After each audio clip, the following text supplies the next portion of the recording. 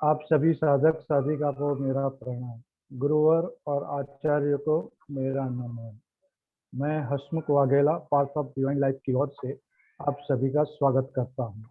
आज हम सभी एक अच्छे उद्देश्य से यहाँ उपस्थित हुए हैं, जिनका नाम है तत्वबोध। तत्वबोध क्या है? तत्वबोध यानी स्वयं का विकास। व्याख्यान और चर्चा के माध्यम से स्वयं के ज्ञान को महत्व का प्रसार करना। इसमें हमने वेद हरिपाठ को चुना है। वेद हरिपाठ के बारे में मैं आपको थोड़ा सा बता दूं। वेद हरिपाठ को क्यों हमने चुना है? वेद हरिपाठ शुक्ला वेद हरिपाठ नामक पुस्तक का आधारित है। यह महर्षि प्रशासन द्वारा एक प्रकाशन है और यह महर्षि अरविंद फाउंडेशन के दिव्य जीवन शिक्षा कार्यक्रम के तहत निमित्त है। यह पुस्तक मानवता की बेहतरी के इरादे से लिखी गई है और साधक को आत्म साक्षात्कार की खोज में मदद करती है। यह हरिपाठ से प्रेरित है, जो 13वीं शताब्दी के मराठी संत ज्ञानेश्वर के यह 27 अभंगों के यानी संगीत कविताओं का संग्रह है। ये 27 अभंग भगवान के नामों के जप के मूल्य के बार बार प्रशंसा करते हैं, प्राप्त होने वाले अनगिनत लाभों का वर्णन करते हैं और हमें आध्यात्मिक जीवन के जीने के सही तरीके से कहीं अंतर्दृष्टि प्रदान करते हैं। इस दिव्यता की आनंदमय उपस्थिति में डूबा हुआ जीवन हरि विठल पांडुरंग और हमारे अपने स्वरूप एवं वेद हरिपाठ सुख प्राप्त करने और सभी दुखों को दूर भगाने का अचूक सूत्र है। यह व्यक्ति के व्यक्तित्व विकास के लिए अद्वितीय मार्ग भी प्रशंस करता है। यह आध्यात्मिकता के शांति से भरे शांत राष्ट्र के लिए एक मार्गदर्शन प्रकाश है। तो आइए हम आचार्य श्रीमती भाग्यश्री वीर से आगे का प्रवचन मैं प्रार्थना करता हूं उनसे कि आगे की जो भी वेद हरिपाठ की श्रृंखला है हमें समझाए और हमें ज्ञान दे। आपका स्वागत है। हरिओम सभी साधक और साधिकागण को। हम सत्र को शुरू करने से पहले हम प्रार्थना करेंगे। ओम सहनाववतु सहनौ भुनक्तु सह वीर्यं करवावहे तेजस्विनावधीतमस्तु मा विद्विषावहे। ओम शांति शांति शांति।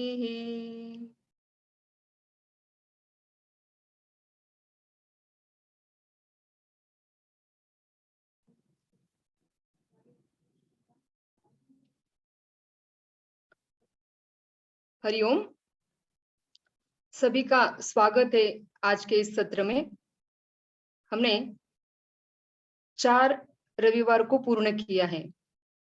जो पहिला रविवार होता तो आपला जो सेशन होता पूर्ण चर्चा क्षेत्राचा तर तो पूर्ण केला। त्याच्यानंतर क्वेश्चन आन्सर प्रश्न उत्तरांची चर्चा झाली आणि आज आपण पुन्हा एकदा प्रवचन रूपी म्हणजे त्यातला जो अभंगातला जो सार आहे, निरूपण जे आहे, प्रत्येक अभंगाचं जे निरूपण आहे त्याचा हा क्लास आहे आणि त्याप्रमाणे आपण पहिला अभंग पूर्ण केलेला आहे आणि दुसरा अभंगाला आज सुरुवात करणार आहोत। तर दुसरा अभंग घेण्यापूर्वी थोडसा मागच्या सत्रामध्ये जे मागच्या अभंगामध्ये झालेलं थोडंसं एक मिनिटामध्ये मी संपवते। थोडासा सार सांगून देते की आपला पहिला जो अभंग होता, देवाची द्वारी उभाक्षण भरी तेने मुक्तीचारी साधी येल्या, हरिमुखे म्हणा हरिमुखे म्हणा पुण्याची गणना कोण करी। याच्यात आपण 4 मुक्ती पाहिल्या, पाप आणि पुण्य म्हणजे काय ते पाहिलं, देवाचं द्वार कशाला म्हणायचं किंवा देवाचं द्वार काय नक्की आहे हे आपण पाहिलं फक्त. जाणलं की नाही जाणलं हे माहित नाहीये.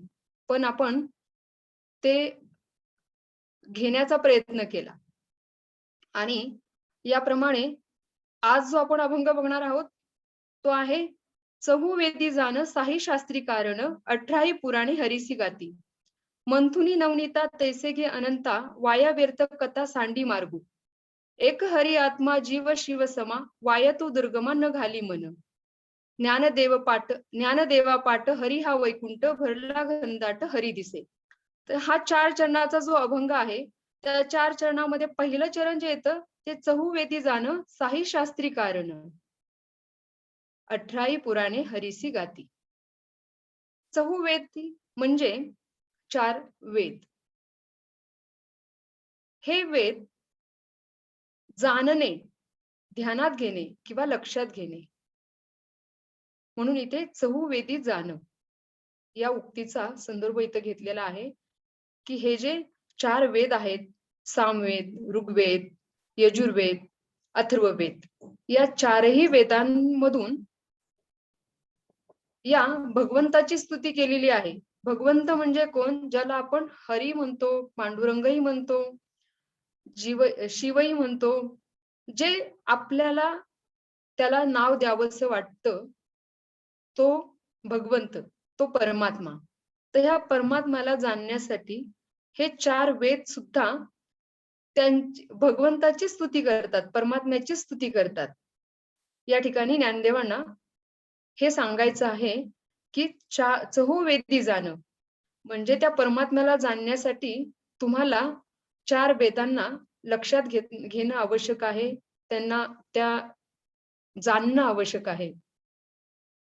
साही शास्त्री कारण 6 शास्त्र आपल्या 6 शास्त्र आहेत. तर ती 6 शास्त्र कोणती? 6 शास्त्र जे आहेत ती न्यायशास्त्र, वैशेषिक शास्त्र, सांख्यशास्त्र, योगशास्त्र, पूर्वमीमांसा व उत्तरमीमांसा ही 6 शास्त्रे आपल्याला सांगितलेली आहेत. आणि या 6ही शास्त्रांमध्ये या परमात्म्याला जाणण्यासाठीच या शास्त्रांमध्ये स्तुती केलेली आहे. म्हणून 4 वेद आणि 6 शास्त्रे यांच्यामध्ये हरी हाच या जगताचे कारण आहे. 18 पुराणे हरीसी गाती. 18 पुराणे हरीसी गाती म्हणजे थोडक्यात आपल्या धर्मामध्ये 18 पुराणांचे वर्णन केलेले आहे. आणि ते 18 पुराण म्हणजे काय? तर पूर्वीची परंपरा यात सांगितलेली असते आणि म्हणून यास पुराण असं म्हटलं जातं. पण त्या पुराणात नक्की काय सांगितलं जातं? तर शुक्रनीतीमध्ये याचा एक श्लोक आलेला आहे आणि तो श्लोक म्हणजे सर्गच्च प्रति सर्गच्च वंशो मन्वंतराणीच वंशानुचरितम यस्मिन पुराणम तद्दित कीर्तितम. इथे यांना असं सांगायचं आहे की सर्ग, प्रतिसर्ग, वंश, मन्वंतरे व वंशानुचरित ही ज्यात असतात त्याला पुराण म्हणतात. आणि हे पुराण आपण म्हणजे परंपरेने चालत आलेली आहेत. आपल्या धर्मशास्त्राप्रमाणे या 18 पुराणांचं वर्णन आपण पाहत आलेलो आहोत, ऐकत आलेलो आहोत. त्यातली काही पुराण आपल्याला माहिती आहेत, काही पुराण आपल्याला माहिती नाहीयेत. पण हे 6 शास्त्र आणि 18 पुराण, 4 वेद हे त्या परमात्म्याचंच गुण गातात, परमात्म्याची स्तुती करतात. याच्यात वेदाची व्याख्या सुद्धा काही आचार्यांनी मांडलेली आहे. इष्ट प्राप्तिनिष्ठ परिहार्योर लौकिकम उपायम यो ग्रंथो वेदयती स वेदः. वेद म्हणजे काय? थोडक्यात सुखप्राप्तीचा व दुःख निवृत्तीचा अलौकिक उपाय सांगणारा ग्रंथ तो म्हणजे वेद. मग आपल्याला सुखप्राप्ती हवी असेल, संसारामध्ये परमार्थामध्ये जर आपल्याला सुखप्राप्ती हवी असेल तर आपल्याला वेद म्हणजे थोडक्यात ज्ञानाला ग्रहण करणं आवश्यक आहे. मग ते ज्ञान ग्रहण कोणत्या मार्गाने करायचं? तर शास्त्राच्या मार्गाने ज्ञान ग्रहण करायचं. आणि शास्त्र ही कशात आहेत तर पुराणांमध्ये सांगितलेली आहेत. म्हणजे अगदी सहज आणि सोप्या भाषेत माऊली आपल्याला सांगत आहेत की चहुवेदी जाणं साही शास्त्री कारण, 18 पुराणे हरिसी गाती. हे जे 4 वेद आहेत, हे 6 शास्त्र आहेत आणि 18 पुराणे आहेत. हे सर्व जे काही आहे त्या हरीलाच गातात. म्हणजे त्या परमात्म्याची स्तुती करत आहेत. तर ही परमात्मा जो आहे तो वेगवेगळ्या स्वरूपामध्ये आपण त्याला कल्पित केलेला आहे. कसं? कोणी शिवलिंगाला आपलं सर्वस्व मानत असतो, कोणी कृष्णाला आपलं सर्वस्व मानत असतो. जे जे मनी चिंते ते ते आपल्या भूती असे. म्हणजे तुम्ही तुमच्या मनाने जी कल्पना केलेली आहे, तुमच्या विचारांमध्ये जी कल्पना आलेली आहे, ती कल्पना तुम्ही समोर साकारण्याचा पुरेपूर प्रयत्न करत असता. साधी गोष्ट आहे, जर तुमच्या मनाने गुलाबाच्या फुलाचा कल्पना केली, तर त्या गुलाबाच्या फुलाला तुम्ही सातत्याने त्याचं मनन करायला लागता. कसं असेल गुलाबाचं फुल, काय असेल, कुठल्या कलर मध्ये असेल, कुठे येत असेल, या सगळ्या गोष्टी तुम्ही विचार करायला लागता. आणि त्या विचार करत करत ती जी कल्पना तुम्ही मांडलेली आहे ती सत्यात उतरण्यात तुम्ही यशस्वी ठरता. त्याचप्रमाणे इथं सांगत असताना हे जे शास्त्र आहेत, सर्व काही शास्त्र आहेत, पुराणे आहेत, वेद आहेत, या सर्वांना घेऊन हे त्या परमात्म्याची, त्या भगवंताची, त्या आत्मस्वरूपाची स्तुती करत आहेत. पण ते स्तुती करत असताना आपल्याला याच्यात आपण अज्ञानी आहोत आणि आपल्याला ते ज्ञान प्राप्त करण्यासाठी आपल्यासाठी दिलेले हे प्रमाण आहेत. ज्ञान प्राप्त करण्याचे 4 प्रकार आहेत. ते म्हणजे प्रत्यक्ष प्रमाण, अनुमान, उपमा आणि परंपरा. हे 4 प्रकारातून आपल्याला ज्ञान मिळवता येतं. पहिलं प्रमाण म्हणजे प्रत्यक्ष प्रमाण. प्रत्यक्ष प्रमाणात काय येतं? तुमच्या पुढे एखादी वस्तू ठेवली आणि हे पुस्तक आहे किंवा हे आजोबा आहेत. हे जेव्हा तुम्हाला त्या आजोबांच्या मूर्तीसहित दाखवलं जातं किंवा ही देवाची मूर्ती, ही कृष्णाची मूर्ती आहे, ही कृष्णाची मूर्ती समोर ठेवून तुम्हाला कृष्ण काय आहे हे दाखवलं जातं, ते झालं प्रत्यक्ष प्रमाण. दुसरं आहे अनुमान. अनुमानामध्ये तुम्हाला जर कुठे धूर निघत असेल आणि अग्नी कुठे आहे हे माहित नाहीये, पण धुरावरून तुम्ही अनुमान लावू शकता की तिथे कुठेतरी अग्नी लागलेला आहे. हे झालं अनुमान. तिसरं आहे उपमा. उपमा म्हणजे जर एखाद्या प्रसिद्धी असणाऱ्या व्यक्तीची त्याची तुलना तुम्हाला त्याचं रचना तुम्हाला सांगायची आहे. जसं की शिवाजी महाराज हे सिंहासारखे होते. मग ते सिंहासारखे होते याचा अर्थ त्यांना ते केसाळ होते की त्यांचा चेहरा एकदम भयावह होता. तर हे त्याचं उपमा राहू शकत नाही. पण सिंहाची जी वृत्ती आहे, सिंह ज्या पद्धतीनं कर्तव्यदक्ष त्यांच्या प्राण्यांमध्ये दक्ष जो सिंह मानला जातो, राजा मानला जातो, तसेच शिवाजी महाराज सिंहासारखे, वाघासारखे होते. ही झाली उपमा. म्हणजे शिवाजी महाराजांना आपण वाघाची किंवा सिंहाची उपमा देऊन त्यांचं ज्ञान आपण समोर देत आहोत. चौथा आहे परंपरा. परंपरा म्हणजे काय? तर आपल्या रूढी परंपरेनुसार आलेलं ज्ञान. मला आलेलं माझ्या आईकडून, आईला आलेलं तिच्या आईकडून किंवा तिच्या समाजाकडून, त्यांच्या जे काही समाजातून आलेलं ज्ञान आहे त्याला परंपरा म्हणतात.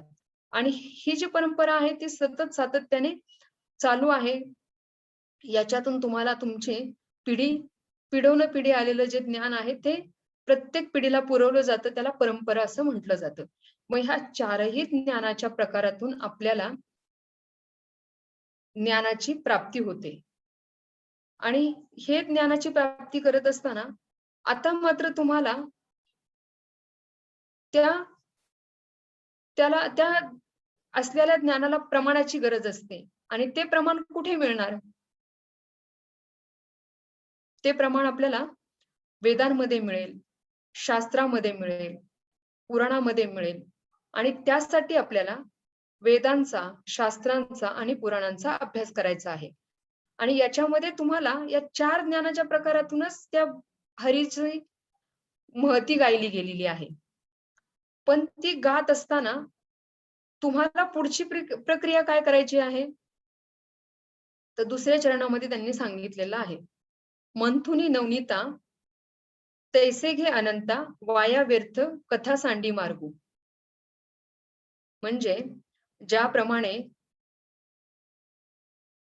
ज्यात दही घुसळून जसे त्यातून सारभूत लोणी काढून घ्यावे, तसं त्या वेदशास्त्र पुराणाचे मंथन करून सारभूत तत्वज्ञान आपल्याला अमृत ज्ञान बाहेर काढायचं आहे.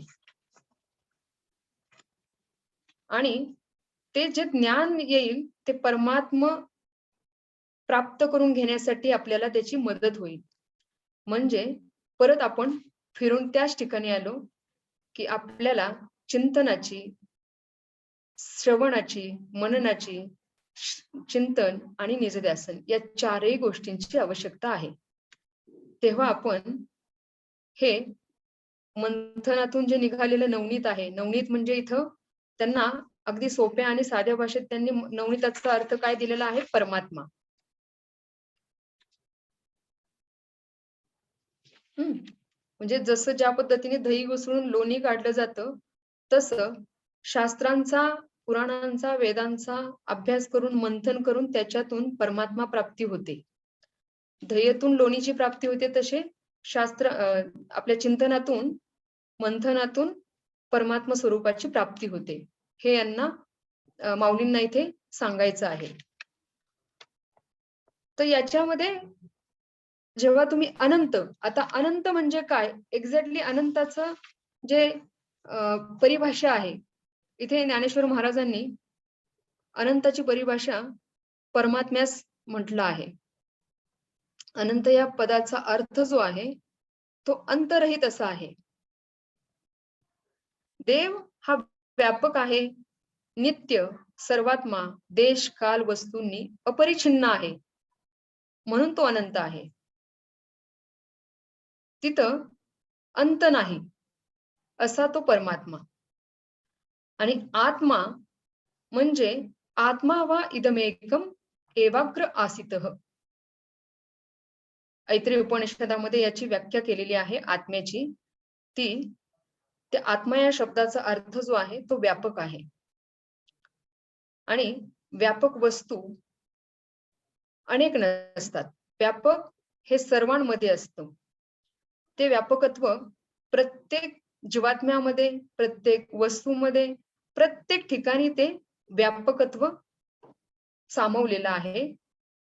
जीवात्मा, परमात्मा असे जे भेद आहेत ते आपल्या कल्पनांनी केलेले आहेत, काल्पनिक भेद आहेत. प्रत्यक्ष पाहता जीव आणि परमात्मा हे एकच आहे, पण याला जाणण्यासाठी आपण या हरिपाठाच्या माध्यमातून आपण त्या परमात्म्याला जाणण्याचा प्रयत्न करत आहोत. आणि त्यात हरिपाठामध्ये तर सुंदर सांगितलेलं आहे, हरिपाठ म्हणजे हरीचं पाठ. हरीला कंठस्थ करा म्हणजे परमात्म्याची प्राप्ती होईल. पाठ म्हणजे कंठस्थ, हरी म्हणजे तो परमात्मा ज्याला तुम्ही वेगवेगळ्या नावाने संबोधित करता, पण आपण इथे हरी हा नाव इथे संबोधित केलेलं आहे. म्हणून त्या हरीला जर कंठस्थ केलं तर तुम्हाला परमात्म्याची प्राप्ती झाल्याशिवाय राहणार नाहीये. पण जेव्हा तुम्ही जो विचारांचा सारभूत आहे, जो परमात्मा प्राप्त करून घेण्यासाठी तुम्हाला त्याच्याशिवाय इतर व्यर्थ गोष्टींचा मार्ग सोडून द्यावा लागेल, तेव्हाच तुम्ही त्या गोष्टीवर फोकस करू शकाल. आपण जर एखाद्या उदाहरणार्थ आपण जर कुठल्या गावाला जायचं असेल आणि आपण ट्रेनमध्ये बसलेलो आहोत आणि ट्रेनमध्ये बसतो तेव्हा आपल्याला किंवा एसटी मध्ये तर आपल्याला एक ठिकाण ठरवलेलं असतं की आपल्याला या स्टॉपवर उतरायचं आहे. त्या स्टॉप शिवाय कितीतरी स्टॉप तुमच्या एसटी मध्ये असताना जात असतात. पण तुमचं लक्ष तिथे नसतं. तुमचं सर्व लक्ष कुठे असतं?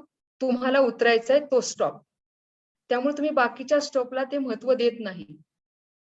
त्याच पद्धतीने जेव्हा तुम्ही शास्त्राचा अभ्यास करता, पुराणांचा अभ्यास करता, वेदाचा अभ्यास करता, चिंतन करता, त्या शास्त्राचं जेव्हा चिंतन करता, त्या चिंतन करत असताना तुमचा गोल निश्चित असला पाहिजे.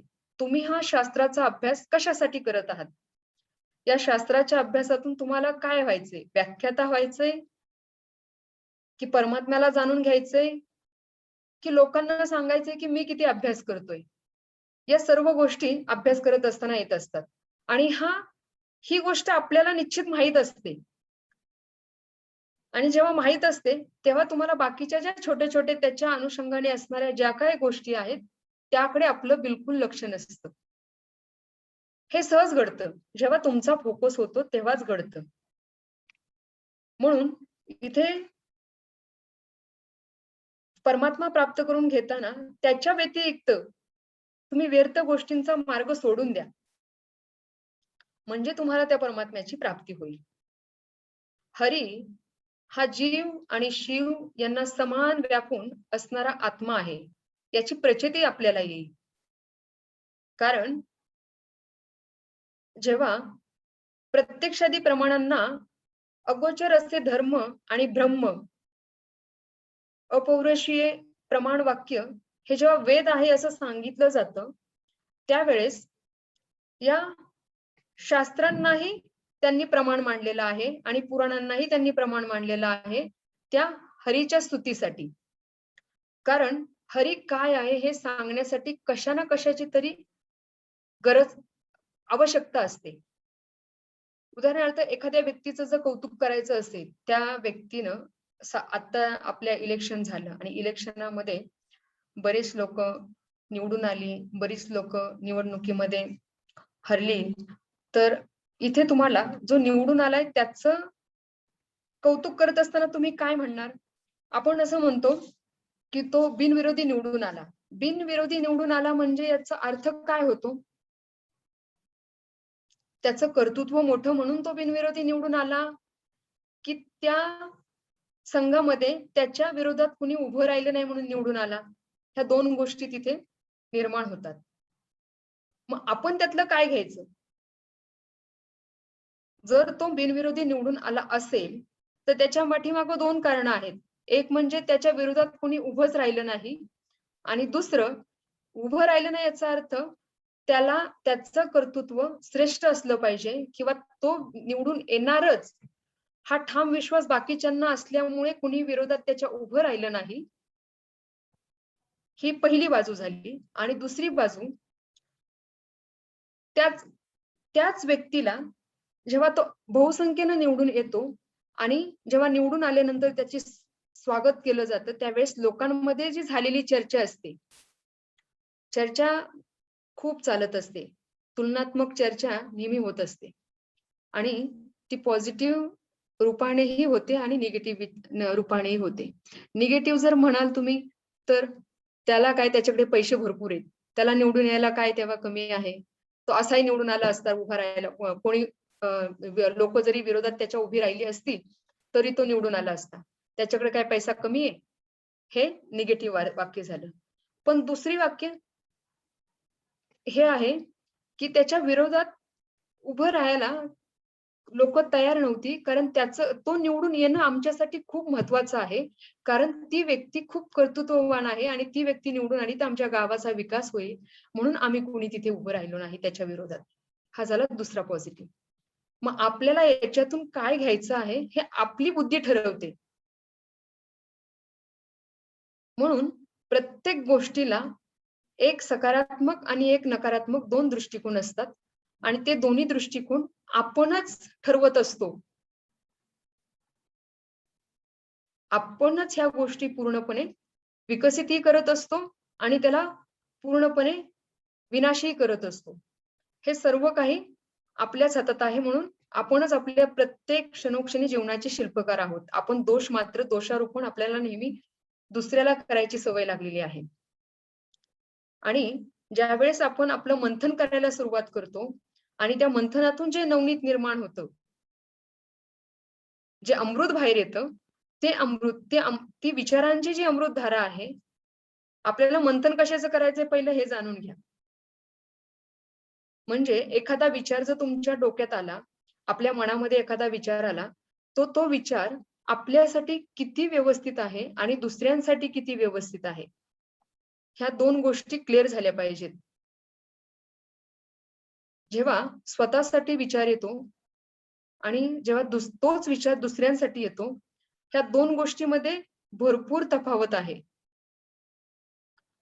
जर मी बोलत आहे, तर मला कुणीतरी पाहावं आणि लोकांनी माझं कौतुक करावं म्हणून मी बोलावं, असं जर मला वाटत असेल, तर हा माझा न्यूनगंड आहे किंवा ही माझी नकारात्मकता विचारांची विचारधारा आहे. पण जर माझ्या बोलण्याने समोरच्या व्यक्तीला ते ज्ञान मिळत असेल, म्हणून मला बोललं पाहिजे किंवा मला माझ्यात असलेले जे ज्ञान आहे ते लोकांपर्यंत पोहोचावं, ही भावना जर माझ्या मागे असेल आणि म्हणून मी बोलावं, तर हा सकारात्मक विचार झाला.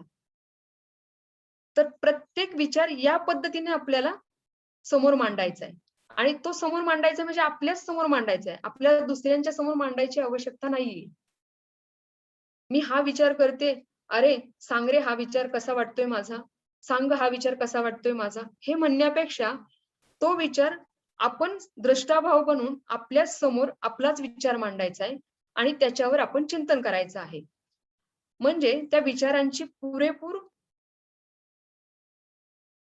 कापणी करायची, छाटणी करायची, जे काय आहे ताकातलं त म्हणजे काय म्हणायचंय मला आणि ता म्हणजे काय किंवा क म्हणजे काय, ह्या शब्दशः जेव्हा संस्कृतमध्ये जेव्हा त्याची संधी फोड केली जाते, त्या पद्धतीने आपल्या प्रत्येक विचाराची संधी करायची आहे आणि ती संधी करत असताना त्याचा अर्थही लावायचा आहे. म्हणजे हे जे मंथन आहे आणि या मंथनातून आलेलं जे अमृत आहे, नवनीत रूप अमृत आहे, ते आपल्याला आपल्या व्यवहारी जीवनामध्ये मार्गदर्शन करायला सुरुवात होते. त्याच पद्धतीने जीव आणि शिव, दुसरी जी लाईन आहे त्या लाईन मध्ये त्यांनी मंथुनी नवनीता तैसे गे अनंता वाया व्यर्थ कथा सांडी मार्गू. म्हणजे जर तुम्ही तुमच्या विचारांचं मंथन करत आहात आणि त्या मंथनामध्ये तुमच्या दुसऱ्या विचारांना तुम्ही जास्त प्राधान्य देत आहात, तर ते मंथनातून निघालेलं जे नवनीत आहे ते विरुद्ध दिशेला जाईल किंवा ते चांगलं राहणार नाही. जसं पातेलेभर दुधामध्ये 1 मिठाचा खडा टाकला तर अख्खं दूध नासून जाईल. त्या पद्धतीनं जर तुम्ही तुमच्या विचारांची विचारधारा जी चिंतनाने पूर्ण घुसळत आहात, चिंतन रूपी मंथनाने तुम्ही घुसळत आहात आणि ते घुसळत असताना तुम्हाला पूर्णपणे तुम्ही विचारांची इतकं कन्फ्युजन होऊन गेलेलं आहे आणि त्याच्यात तुम्हाला कळत नाहीये की नक्की काय करायचंय. त्यावेळेस मात्र तुमच्या विचारांतून तुम्ही डिप्रेशन मध्ये जाऊ शकता. मग तेव्हा तुम्हाला गुरुची गरज असते किंवा अधिकाऱ्याची गरज असते आणि अधिकाऱ्यापाशी तुम्ही फक्त गेला, जसं शास्त्र सांगतं, दक्षिणामूर्ती जे स्तोत्र आहे त्याच्यामध्ये सांगितलेलं आहे, चित्रम वटुतरो मुले वृद्धः शिष्या गुरुरिवाहा गुरुस्तमौनम व्याख्यानम शिष्यास्तु छिन्न संशयः. म्हणजे जेव्हा तुम्ही अनबॅलन्स असता, विचारांचा गोंधळलेला पूर्ण विचारांनी गोंधळलेलं तुमचं आपलं मन असतं आणि ह्या मनाला शांत करण्यासाठी आपण एखाद्या अधिकाऱ्याकडे जातो आणि त्या अधिकाऱ्याच्या सानिध्यात जाऊन फक्त बसलो तरी आपल्याला आपल्या प्रश्नांची उत्तरे मिळत असतात. पण त्यासाठी तो अधिकारी तसा असला पाहिजे. म्हणून गुरुस्त मौनम व्याख्यानम शिष्यास्तु छिन्न संशयः. मग त्या गुरुचं मौन जरी असलं तरी त्या मौनामध्ये व्याख्यान लपलेलं आहे आणि त्या शिष्याचा विचारांचे जो छिन्न भिन्न विचारांना करून त्याच्यातून त्याच्या विचारांचं, त्याच्या संशयातून त्याला बाहेर काढण्याचं सामर्थ्य त्या गुरुमध्ये आहे. मग अशा गुरूंच्याकडं, अशा अधिकाऱ्यांच्याकडं त्यावेळेस आपल्याला जाण्याची बुद्धी कोणीतरी आपल्याला मार्गदर्शन करत असतं. हे ऑटोमॅटिकली प्रोसेस आहे. नेचर हे आपल्याला सातत्याने सहयोग करत असते. फक्त आपली जागृती, आपला अवेअरनेस त्या ठिकाणी अत्यंत आवश्यक आहे. ज्या वेळेस तुम्ही खरोखर चिंतनाला लागता त्या वेळेस आपल्याला नेचर सहयोग करत असते. म्हणून गोंधळून जायची काहीच आवश्यकता नाही. फक्त तुम्ही त्याचा अभ्यास, त्याचं चिंतन, मनन सातत्याने करत राहा. मग हळूहळू तुम्ही त्या विषयाला किंवा तुमच्या ठरवलेला जे उद्देश आहे, जो गोल आहे, ध्येय आहे, त्या ध्येयापर्यंत पोहोचल्याशिवाय तुम्ही राहत नाही. एक हरी आत्मा जीव शिव समा, वाया तू दुर्गमा न घाली मन. जीव आणि शिव हे एकच आहेत. हरी हा देव आहे, आत्मा आहे, आणि त्या जीव आणि शिवाला समान व्यापून घेतलेला जो भगवंत आहे, त्याच्या वाचून आपण स्वतः जे काही कष्ट करतो त्या कष्टाला कुठेही धक्का पोचत नाही. आणि मग आपण हळूहळू आपल्या मनाला गुंतवून ठेवण्याचा प्रयत्न करतो. मग ते मन कुठे गुंतवायचं आणि कसं गुंतवायचं, त्यासाठी अगोदर आपल्याला जीव आणि शिव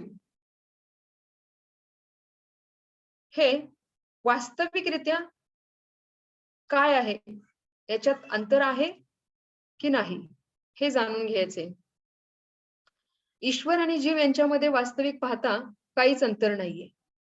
कारण जीव हा वेष्टीमध्ये येतो, म्हणजे मायेने झाकलेला आहे, अपेक्षांनी झाकलेला आहे, इच्छांनी झाकलेला आहे, म्हणून त्याला जीव म्हटलं जातं.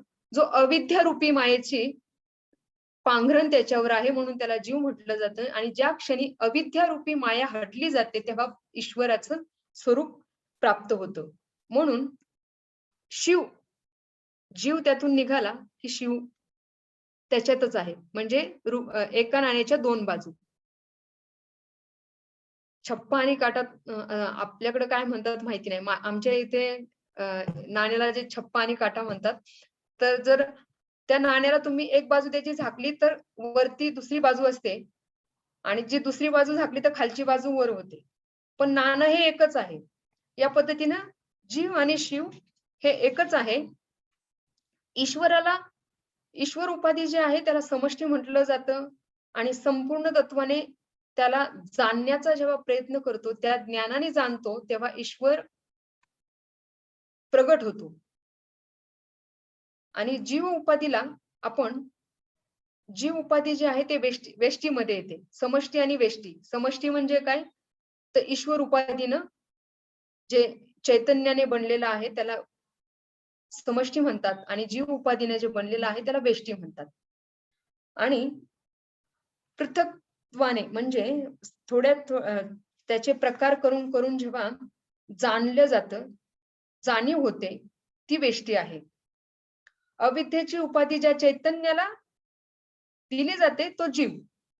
मग अविद्या म्हणजे काय, अज्ञान. आणि अज्ञान कशाने निर्माण होतं,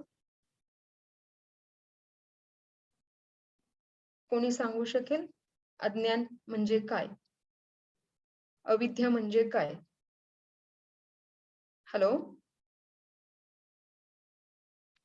हॅलो.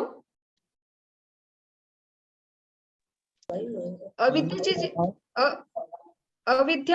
अविद्या उपाधी ज्या चैतन्याला प्राप्त होते तो जीव. आणि अविद्या म्हणजे काय, तर अज्ञान. ते अज्ञान म्हणजे काय, अज्ञानाची मूळ कशात आहे, अज्ञानाचं मूळ कारण काय आहे?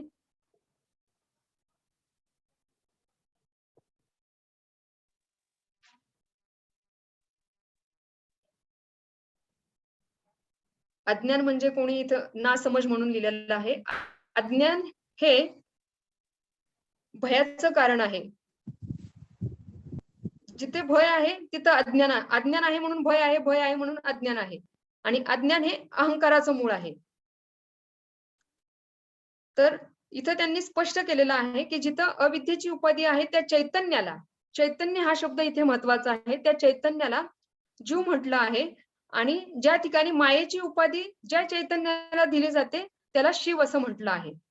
मग अविद्या म्हणजे जे आपण इच्छांनी, अपेक्षांनी जे निर्माण केलेलं आहे त्याला आपण अविद्या म्हणूया, जीव जगत म्हणूया. जगत जे जीव जगत आहे, हे जीव जगत जे आहे ते अविद्याने निर्माण झालेलं आहे, अज्ञानाने निर्माण झालेलं आहे, इच्छेने, वासनाने निर्माण झालेलं आहे. म्हणजे समष्टी ही वासनांच्या पातळीवर एकत्र येते. जेव्हा प्रत्येक वेळी इच्छा आणि वासना निर्माण होतात ते अज्ञानाचं कारण आहे. कारण आपल्याला जर कळलं की ही इच्छा आपल्या काही कामाची नाहीये, आपण ह्या इच्छेला पूर्ण रूप द्यायला नको. कारण एका इच्छेला पूर्ण रूप दिलं की दुसरी इच्छा प्रगट होते, दुसरी इच्छा पूर्ण करता करता हजारो इच्छा प्रगट होतात. मग ह्या इच्छेचं कारण जर व्यक्तीला कळलं, त्याची अविद्या, त्याचं अज्ञान जर दूर झालं, तर तो त्या चैतन्याची प्राप्ती सहजपणे करतो. त्याला आपण जीव म्हणतो. म्हणजे जीवावर असलेला जो आवरण आहे, मायेचं जे आवरण आहे, इच्छेचं जे आवरण आहे, ते बाजूला केलं की परमात्मा रूपी शिव प्रगट होतो, जे आपल्या आतमध्येच आहे. म्हणजे आपण देहाला जास्त महत्व देतो आणि देहाच्या पूर्ण इच्छा पूर्ण करण्यासाठी आपलं अख्खं आयुष्य, आपलं अख्खं जीवन त्या देहरूपी, जो आपला देहरूप आहे त्या देहरूपाला समजण्यासाठी किंवा त्याला प्राप्त करण्यासाठी आपण अख्खं आयुष्य घालवत असतो. आणि ते आयुष्य घालवत असताना प्रत्येक इच्छा आणि अपेक्षा याच्यातून हे निर्माण झालेलं आहे. तर अशा या मनाला आपण सुरुवातीला काय केलं पाहिजे, वळण दिलं पाहिजे. आणि मनाला वळण देण्यासाठी मन म्हणजे काय हे जाणून घेणं आवश्यक आहे. तर मन म्हणजे संकल्प विकल्पात्मक मनः, म्हणजे जी वृत्ती संकल्प विकल्प धारण करते त्याला मन असं म्हटलं जातं. कारण मनानं निश्चय केला की ते विचार प्रगट होतो आणि विचार प्रगट झाला की आपण त्या विचाराच्या मार्गाने धावू लागतो.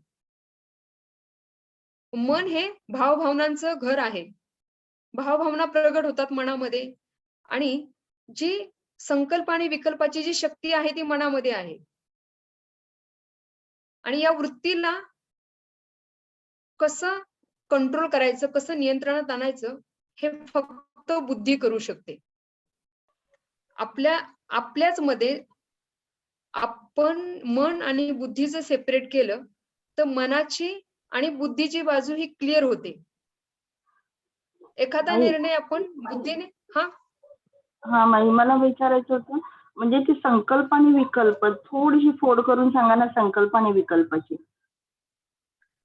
संकल्प म्हणजे नवम नवम संकल्प करोति, म्हणजे जो विचार, संकल्प म्हणजे एखादा जर विचार तुम्ही घेतला आणि तो विचार तुमच्या मनाने फिक्स केलेला आहे की हा विचार माझ्यासाठी, एक थोडक्यात मला गुलाबाचं झाड लावायचं आहे, मला गुलाबाचं झाड लावायचं आहे, हा मनाने तुमच्या संकल्प केलाय, विचार तुमचा दृढ झालाय की मला गुलाबाचं झाड लावायचं आहे. मग त्या गुलाबाचं झाड लावण्यासाठी तुम्ही काय करा,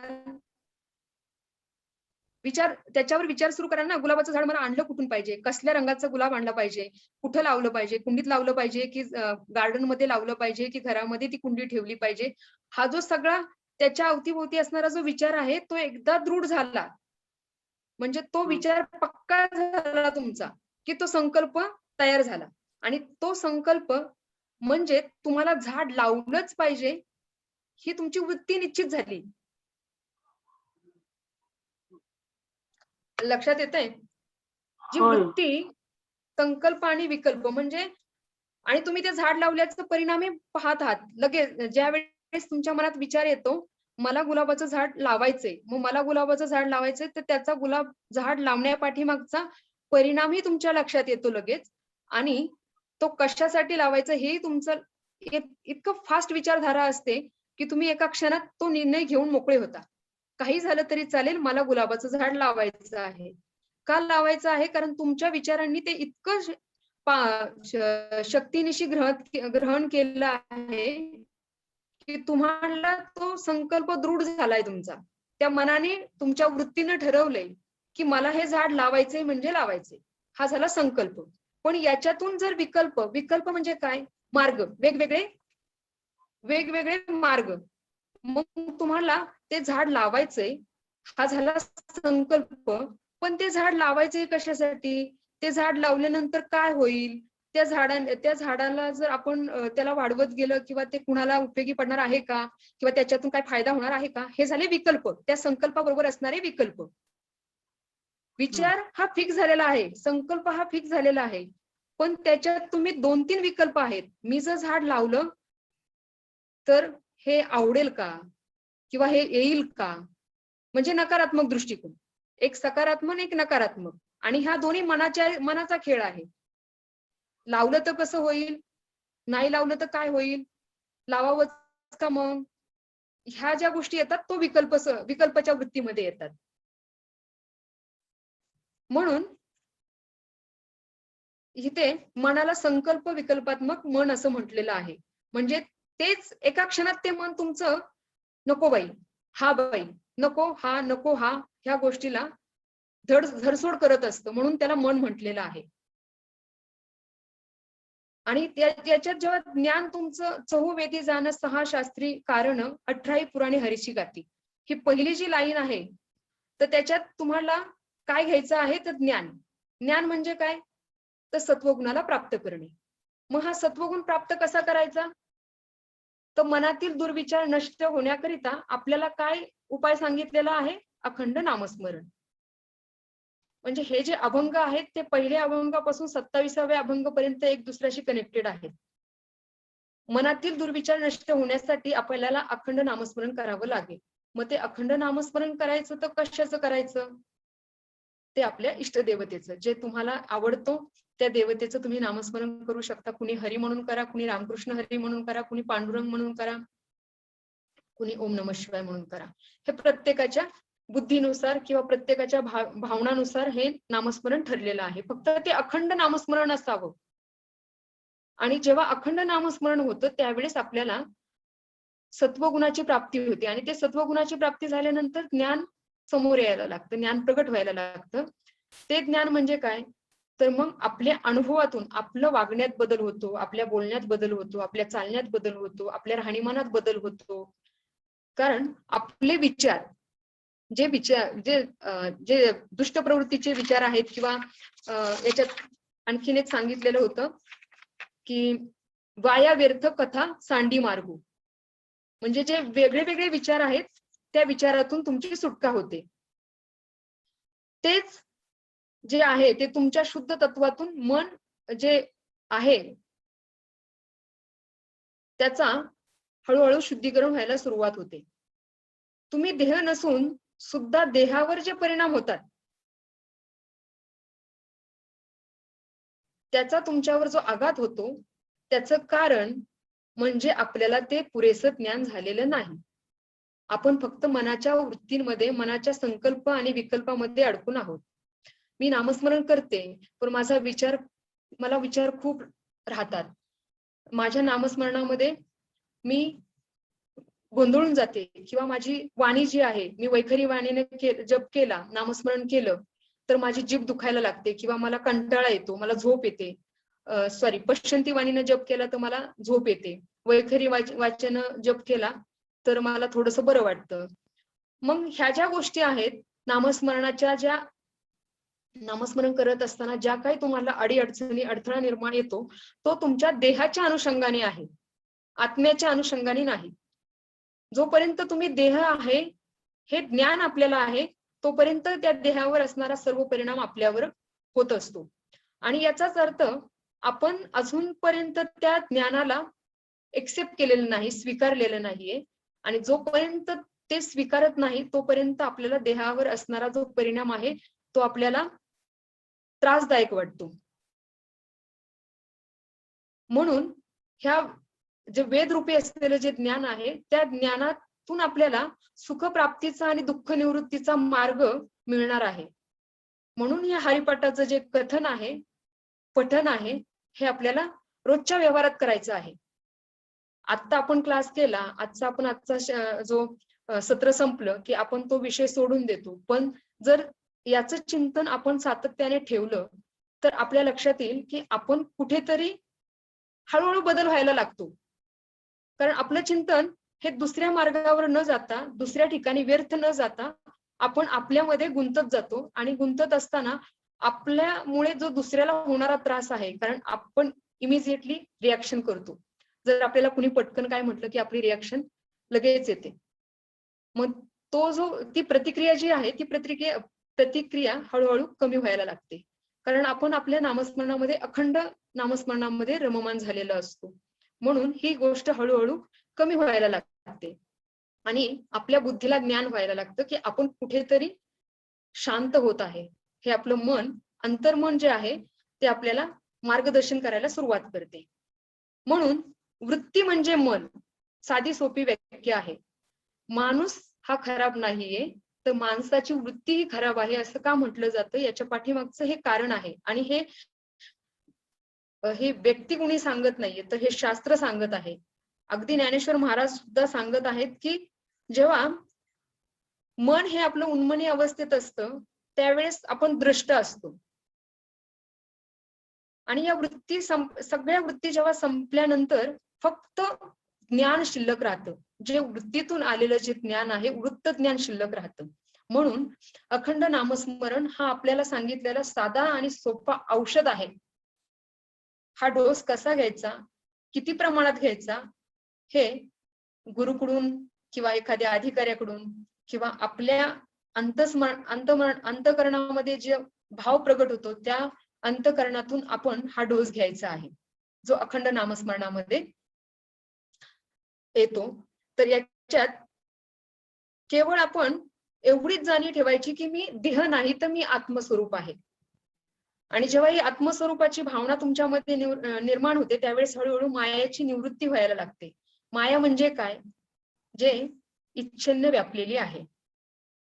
आणि ती माया जेव्हा हटते तेव्हा मायेची जेव्हा निवृत्ती होते त्यावेळेस ते परब्रह्म, ते परमात्म स्वरूप, ते आत्मस्वरूप हळूहळू आपल्या सद्गुण, आपल्या गुणांमध्ये, आपल्यामध्ये प्रगट व्हायला लागतं. आणि वृत्ती संपून वृत्त निर्माण होतं, वृत्ताची जाणीव होते. वृत्त म्हणजे काय? तर ज्ञान. आणि जेव्हा वृत्त म्हणजे जाणीव होते त्यावेळेस आपल्याला जे आपल्या मनाची जी निवृत्ती आहे ती व्हायला सुरुवात होते. म्हणून वृत्ती म्हणजे विचारधारा आणि वृत्त म्हणजे त्या विचारातून प्रगट झालेलं नवनीत, जे ते वृत्त म्हटलं जातं त्याला. म्हणून कोणत्याही नामरूपाशी श्रद्धा असेल तर ते नामरूप वृत्तमध्ये प्रगट होतं, ज्ञानामध्ये प्रगट होतं.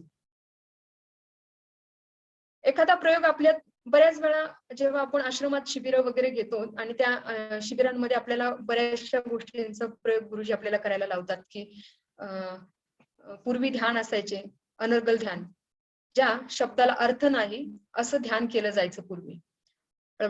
कुठलीही भाषा तुम्हाला त्या जिभेवर फक्त खेळवायची असते. आणि ते करत असताना तुम्ही विचारांना निवृत्त, म्हणजे तुमच्या मनामध्ये असलेले जे विचार असतात ते हळूहळू तुम्ही अनर्गल बोलत असताना तुमच्यातले विचार हळूहळू समाप्त व्हायला लागतात आणि तुम्ही निर्विचार अवस्थेमध्ये येता. असं ध्यान पूर्वी व्हायचं, त्याला अनर्गल ध्यान असं म्हणतात. तर त्या अनर्गल ध्यानाची जी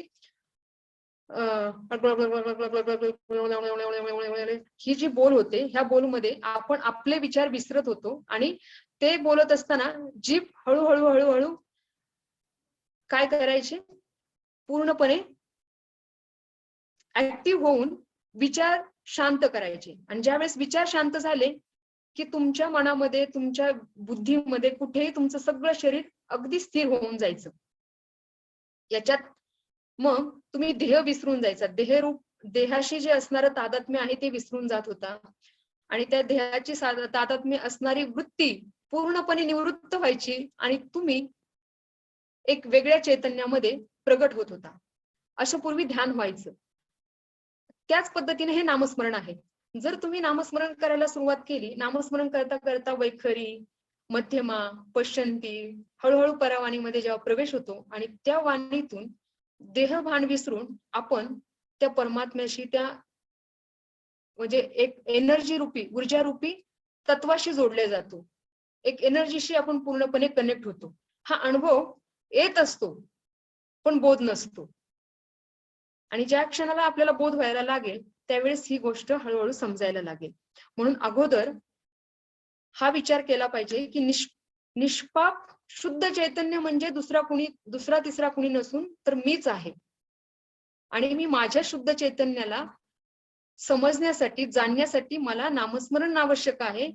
म्हणून अगोदर हा विचार सातत्याने, निरंतर हा विचार असला पाहिजे की मी आत्मस्वरूप आहे, मी आत्मस्वरूप आहे.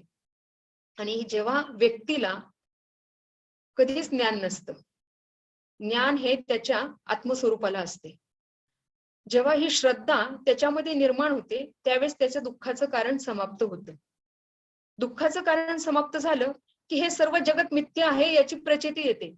कारण दुःखच नाही म्हटल्यानंतर प्रत्येक क्षण, प्रत्येक वस्तू, प्रत्येक विचार हा मिथ्या वाटायला लागतो आणि तो व्यक्ती आनंदात जीवन जगत असतो. म्हणजे संसारात राहूनही तो संसारापासून अलिप्त असतो.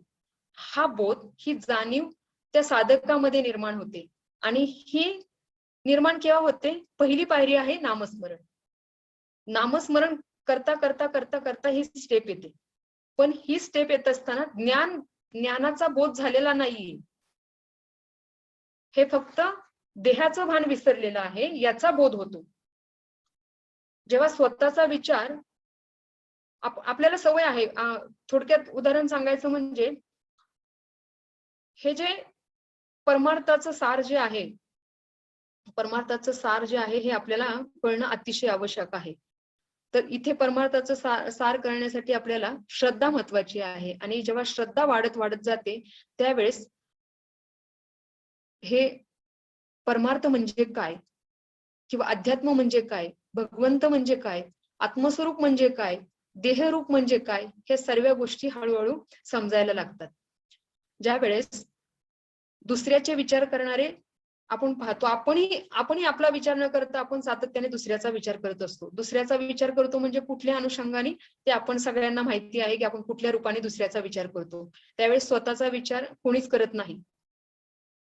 ज्यावेळेस व्यक्ती स्वतःचा विचार करायला लागेल त्यावेळेस तो त्याच्या अंतर्मार्गाला, म्हणजे जो अंतर्बाह्य आपण प्रवास आहे त्या आंतरिक प्रवासाला आपली सुरुवात होईल असं आपण म्हणू शकतो.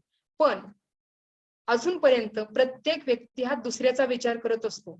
कारण 99% लोक हे दुसऱ्याचेच विचार करणारे सापडतील. स्वतःचा विचार करणारे लाखात बिरलाच सापडेल जो स्वतःचा विचार करतो. पण इथं स्वतःचा विचार आणि दुसऱ्याचा विचार हा अध्यात्मातला फरक जाणून घ्या. स्वतःचा विचार करणारा जर सांसारिक विचार तुम्ही घेतला, व्यावहारिक ज्ञानामध्ये जर घेतलं तर स्वतःचा विचार करणारा हा स्वार्थी आहे, दुसऱ्याचा विचार करणारा हा परमार्थी आहे. हा एक अर्थ आहे. आणि दुसरा अर्थ जो आहे, स्वतःचा विचार करताना माझ्यामुळे कोणालाही त्रास होत नाही, मी माझ्यामध्ये मी स्वतःला पाहण्याचा, माझ्यातल्या प्रत्येक षडविकारांना, माझ्यातल्या प्रत्येक इंद्रियांना मी कसं कंट्रोल करेल, कसं नियंत्रित करेल, हा विचार सातत्याने त्या व्यक्तीच्या मध्ये येतो. तो आहे स्वतःचा विचार. पण हेच इंद्रिय, हेच षडविकार दुसऱ्यांना पाहतात त्यावेळेस हे नेचर आहे. जे काही आपले 5 इंद्रिय आहेत, जे काही ज्ञान इंद्रिय, कर्म इंद्रिय आहेत, हे फक्त सातत्याने बाहेरचं जगत पाहत असतात. म्हणून हा जो इंद्रियांचा जो भाग आहे तो जगताला पाहत असतो. आणि तो जगताचा भाग आपल्याला थांबवायचा असेल तर आपल्याला स्वतःला स्वतःमध्ये पाहण्याचा विचार करावा लागेल. म्हणून तुम्हाला जगाचं ज्ञान हे जाणीवेच्या बाहेर होत नाही, तर ते जाणीवेतच आहे, याचा बोध होणं अतिशय आवश्यक आहे. म्हणून मनाचा जेव्हा अनुभव नाही तेव्हाच तुम्ही मौन होता. ज्ञान झाल्यावर व्यक्ती हा पूर्णपणे बंधनातून मुक्त होतो आणि तो मौन होतो. आणि ही स्थिती येण्यासाठी आपल्याला हळूहळू आपण देवा आता ऐसा करी उपकार देहाचा विसर पाडी मज, तुकाराम महाराजांचा हा अभंग आहे. या अभंगावर आपण इथं विराम घेऊया आणि इथून हा जो जी तुकाराम महाराजांनी म्हटलेली ओळ आहे, देवा आता ऐसा करी उपकार देहाचा विसर पाडी मज. तर हा देहाचा विसर पडला की जीवात्मा हा आत्मस्वरूप होतो, याच्यावर आपण चिंतन करणार आहोत. आणि पुढच्या रविवारी आपण प्रश्न उत्तरांची चर्चा राहील, याच्यावर आपण पाहूया. तर हा विषय मी इथंच थांबवते. धन्यवाद सर्वांना. थैंक यू भाई. प्रार्थना लीजिए माई. प्रार्थना घेऊ. हाँ जी. ओम पूर्णमदः पूर्णमिदं पूर्णात् पूर्णमुदच्यते पूर्णस्य पूर्णमादाय पूर्णमेवावशिष्यते. ओम शांति शांति शांति. धन्यवाद. धन्यवाद आचार्य जी, आपका बहुत बहुत धन्यवाद. और आप सभी सब जुड़े, आप सभी का भी बहुत बहुत धन्यवाद. और अगले हफ्ते हम मिलेंगे सवाल और जवाब होके. और आपके जो भी सवाल है वो आप भेज सकते हो इसका चिंतन करते हुए. लेकिन एक ज्ञान कभी बढ़ेगा जो माई ने जो ज्ञान दिया है 4 वेदों का शुरुआत की है, तो उसके जो भी क्वेश्चन है आपके वो आप भेज सकते हो ग्रुप पे. तो उसके बारे में हम चर्चा करेंगे अगले हफ्ते में. आप सभी का धन्यवाद.